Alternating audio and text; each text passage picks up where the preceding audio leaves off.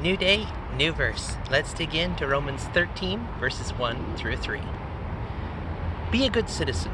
All governments are under God, insofar as there is peace and order. It's God's order. So live responsibly as a citizen. If you're irresponsible to the state, then you're irresponsible with God, and God will hold you responsible. Duly constituted authorities are only a threat if you're trying to get by with something. Decent citizens should have nothing to fear. And I found myself thinking about this and praying, God, make me a Romans 12 person. And I started thinking about, but the Romans 13 is where there tends to be a little bit of kerfuffle. Nationalists will use it as a way of saying, see, look, God says obey the state. And I have to disagree. Not with the word, with this kerfuffling. Because we have an example of this. We have an example of how to interact with each other. Shadrach, Meshach, Abednego, Daniel. We have these examples. Because the four of them were all told by Jeremiah before, when they were sent into exile, that prophet Jeremiah said that the exile was Israel's fault. That while they're in exile, they're supposed to help the lands they're in prosper. They're supposed to work for the benefit of Babylon, not against it. Similar in the vein here of the whole, be a good citizen, do what the constituted authorities tell you to do. What we also see, though, is that Shadrach, Meshach, and Abednego, when it came to the statue, refused to bow down to it, were thrown into a fire. Daniel, who during his little event, the whole don't pray at certain times thing, and was thrown into a lion's den. What I think is missed is the fact that in both situations, with Shadrach, Meshach, and Abednego, and with Daniel, they're both respectful to the king and to the authorities. Shadrach, Meshach, and Abednego, good king, live forever, but we're not doing that. And I think this is where the Romans 13 kerfuffle needs to be dealt with. Because it comes after 12, right? Obviously, numerics. It comes after the type of citizen we're called to be in Romans 12. So I found myself just postulating. If Romans 12, the whole, if you've got it in you, get along with everybody, don't hit back, discover true beauty, bless your enemies, no cursing under your tongue, don't burn out, love from the center of who you are. If that's what we're called to do, then what if Romans 13 has nothing to do with nationalism or any of this other hullabaloo crap, but has everything to do with how we interact with each other? That instead of saying down with the authority and death to the leaders, pray for them, lift them up. Instead of saying that all cops are bastards, recognize that all humans are fuck-ups trying their best. And pardon the French, but seriously, think about it. The whole course of human history, we have proved that at our best, we can do some incredible things. At our worst, we are a dangerous and scary species. And it makes me wonder if the idea of being here is a good thing, because it says all governments are under God, insofar as there is peace and order. So the peace and order is brought from God. Because remember, he's the one who takes tofu vavohu, wild and waste, and creates order so that human beings can live and thrive. So governance that would allow human beings to prosper is not necessarily evil. When that governance says to commit an act of evil, be it through fear or worshiping of an idol, that's where the discussion needs to be had. And I will admit, with this verse, I've heard a lot of it used in one direction of saying no mask, in the direction of saying always a mask. And I'll be honest here, I personally don't have a dog in the race, so I kind of don't care. Medically I'm exempt. But the idea here, what is the reason that the problem is? Because if it's against being told by a government you have to do this, well, another government is always going to overreach. Paul, when he wrote this, was not dealing with a nation as welcoming as the United States. He was dealing with Rome. A group of people that even during the Pax Romanus, the Peace of Rome, Nobody acted because they were so terrified that if you were to commit a riot or to summon the Roman army, that it would crush you. Pax Romanus was assured through violence, because that's how many governments tend to work. So why would God, through Jeremiah, tell Shadrach, Meshach, and Abednego to pray and help prosper Babylon? Not just Shadrach, Meshach, and Abednego and Daniel, but every exile. Why would he tell every exile to work for the benefit of the place they're in, rather than its ruin? More than that, though, if we're all sojourners, like Abraham, the father of many nations, the father of our faith, if he's a sojourner, and we're all sojourners in the wilderness, then every nation is Babylon, every nation is Rome.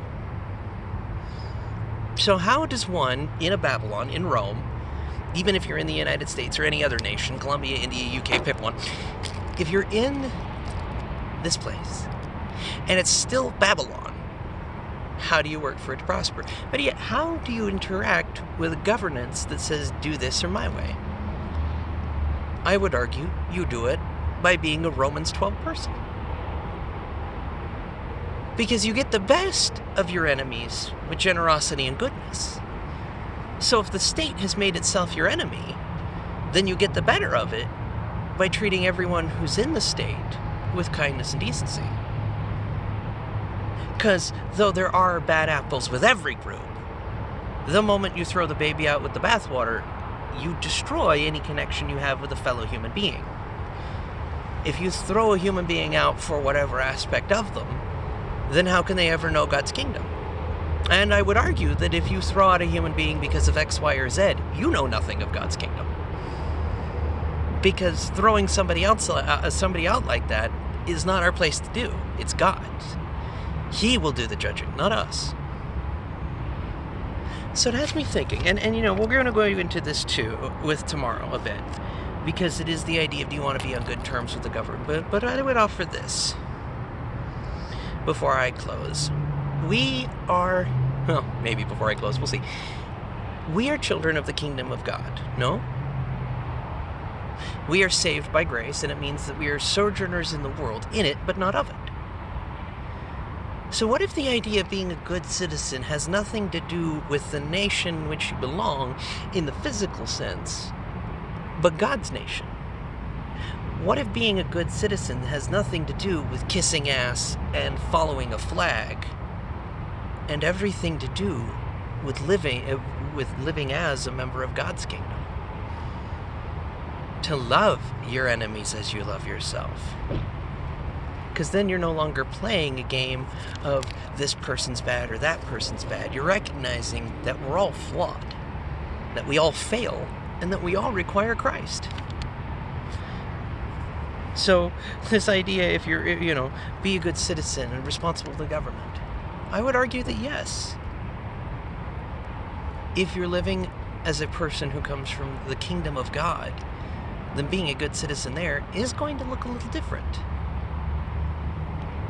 Because if it's in you to say, no, this is the line too far, how you approach that line is as important as the line itself. Because we have this idea of, you know, at all costs, at any cost. If the means justify the ends, you can do anything. The ends were to create peace. The means were genocide. That's not okay. It will never be okay. So if the means can't justify the ends, how do we do it? How do we live a life that looks Christ-oriented, Christ-centric, and lives in the kind of mercy and love that we are taught? And this is a difficult one. You know, because the duly constituted authorities is only a threat if you're trying to get by with something. Okay. Leads an interesting question, doesn't it? Well, what are you trying to get by with? What is the question? You know, because, like, as an example, we'll use masks. You know, well, what is it you're trying to get by with? Are you wanting to not wear one because you don't want somebody telling you what to do? Are you following the research and watching the CDC flip-flop based on the information they have? What is it that is causing the action? What is it that is causing the want? And this is where introspection, I think, is far more important than just the idea. Because if you don't know why you've made the line in the sand, truly know why you've made it, then the arguments can take you quite anywhere. And it just makes me wonder. Because there are some times where an authority will overreach. And in that regard, that's where how you handle it. Because I cannot tell anyone what they should or shouldn't do. I don't have that right. More than that, I don't have a clue. I have an idea what I can do for me, and that is to follow the teachings of God. Because it's quite interesting to me that if you go by the little separation marks in the texts, the list of how to behave in Romans 12 stays almost as a section block until about, from Romans 12 verse 9 and 10, stays as one till about 8 through 10 of Romans 13. And it just makes me wonder, what if Paul's advice in this thing, because we'll later talk about the other two. That's for tomorrow and for Saturday. But for now, for today, what is it? Because the very last sentence there, decent citizens should have nothing to fear. This is true. Should have nothing to fear. But there are times when there is overreach. And I think this is a difficult situation when placed into a position where we question if the government is God. Who's that highest authority? Because depending on who your highest authority is, will dramatically differ how you change and how you behave. Is it God? Is it government? Is it yourself? Because all of this strikes me that it comes down to living in love and generosity. Because nowhere does Paul say that governments won't mess up. In fact, his only thing in regards to government is all governments are under God insofar as there is peace and order. If there's no peace or order, then perhaps the government is not following God. And if it's not, then the agency is not only on us to live a life, but to live it in such a way that people see we are not their enemies. Because you can't speak to somebody in an emotional state, and in this heated time, most people are. It's not a bad thing, it's not a condemnation thing, it's just the nature of the thing. But because we're interacting with people who might be in a heated emotional state, we have to offer that little bit of love and compassion even more. Because the argument of nationalism, anti-nationalism, how we all use this verse, because I will admit, there are a lot of them in this chapter that have been used for some really silly things. And I would say that if the focus is to be a good citizen, to be a responsible citizen, then it's not about being responsible to the government first, it's about being responsible to Him first. It's about praising God and being a citizen of His kingdom. Because that kind of love, that kind of mercy, that kind of, if you've got it in you, get along with everybody, that kind of don't get back, discover beauty in everyone, that kind of Romans 12 life, looks like a very different thing in the physical. So my prayer is this, as I wrap. If you're in a difficult situation where you're unsure with all of these, what does it mean to be a good citizen? Don't think about the nation to which you belong on the map. Think about the kingdom where you belong. Because if you belong to God's kingdom, then your reaction and your behavior and your action is going to look different than if you live according to the world's standards. The world hates each other. God says love one another. For me and mine, I will choose the latter, and I hope you do too. His blessing be upon you, His love in your hearts, and I will see you guys tomorrow for more of the ideas in verses 3 through 5. God bless, and know you are loved.